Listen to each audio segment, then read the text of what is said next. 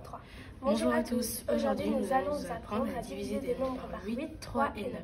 Vous aurez besoin d'une tablette Velleda et d'un marqueur Velleda. C'est parti. Nous allons commencer les nombres divisibles par 3 et 9. Un exemple, 111 est-il divisible par 3 et pourquoi?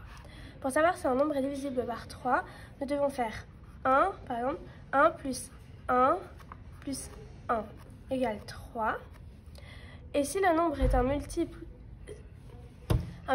de 3, c'est que le nombre est divisible par 3. Maintenant, nous allons vous apprendre comment un nombre est divisible par 4.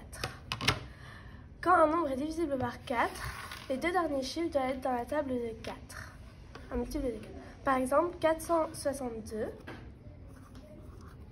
c'est faux, car les deux derniers chiffres ne sont pas des multiples de 4.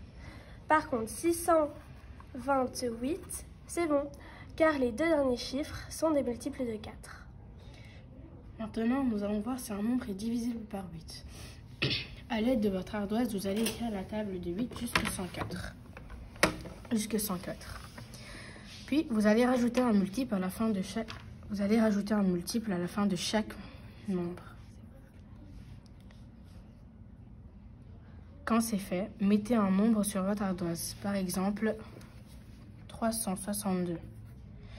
Donc, nous allons décomposer en deux, ce qui fait 240 et 122.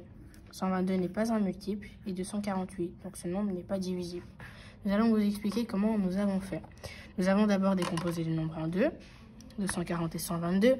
Si 240 était divisé par 8, ce nombre aurait pu être bon.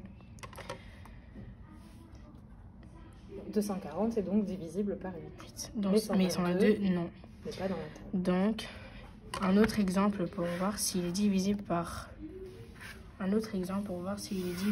par 8.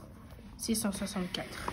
Quand nous le décomposons en deux, ce qui fait 560 et 104, les deux nombres ici que nous avons décomposés sont des multiples de 8, donc il est bon. Merci d'être resté jusqu'à la fin. Nous espérons que ça vous a plu. À la prochaine.